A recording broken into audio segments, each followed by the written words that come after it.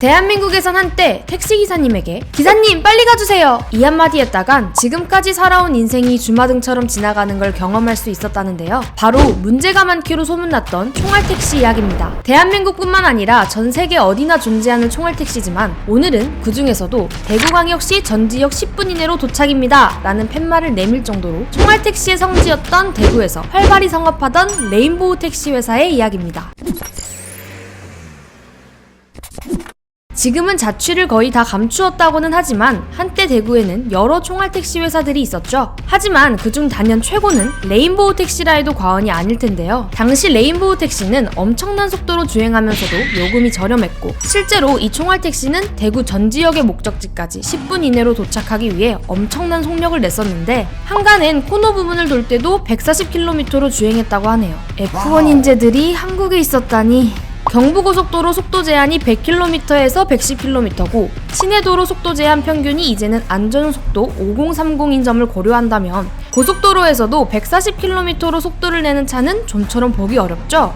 이를 볼 때 레인보우 택시는 다른 지역의 총알택시와는 수준이 다르다는 것을 알 수가 있었습니다. 레인보우 택시기사 중에는 운전을 오래 한 기사들이 많아 대구의 길은 웬만해선 빠삭한지라 신호위반을 하다가도 단속 카메라가 있는 구간에 오면 속도를 줄이거나 역주행을 통해 단속을 피했다고 하는데요. 이 때문에 레인보우 택시를 타본 경험을 설명한 네티즌은 늦은 밤 술에 취했는데 교통편이 끊겨 총알택시를 타면 술이 깬다 라며 웃어야 할지 울어야 할지 모르는 썰을 풀기도 했고요.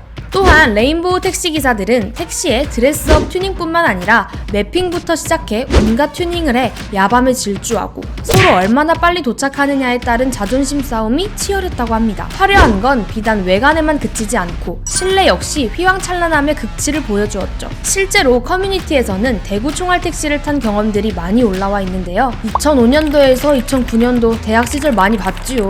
한번 타봤는데 차에서 바람소리가 대명동에서 반야월까지 10분 정도 걸린 듯 이라는 반응들을 볼 수 있었고 예전에 레인보우 기사님이 내가 넘버 3인데 실제로는 넘버 1이야 넘버 1, 2는 다 죽었거든 이라고 말했다는 전설도 있다고 합니다. 대구에 레인보우 택시 같은 총알택시가 있을 수 있던 이유는 대구의 대부분 도로가 직선이고 우회 도로도 운행이 매끄럽도록 잘 돼 있어 빠른 이동이 가능했다는 점이 한몫했는데요. 대구는 차량 정체로 악명 높은 도로들도 퇴근 시간만 지나면 교통량이 크게 감소했기 때문이죠. 대구에는 레인보우 택시 말고도 VIP, 티스타 등등 여러 총알택시 회사들이 존재했지만 많은 총알택시 업체들이 대형 사고를 내면서 지금은 거의 자취를 감췄다고 합니다. 그런데도 레인보우 택시만큼은 아직도 남아있다고 하네요. 이들은 수많은 교통법규를 위반하면서 위험천만한 주행으로 항상 논란의 중심에 있었으며 과속으로 인해 한 번 사고가 나면 대형 사고로 이어지는 경우가 많았는데요. 실제로 몇 번의 대형 사고가 있었는데 이는 모두 야밤에 신호를 무시하고 역주행을 하면서 질주하다 사고가 나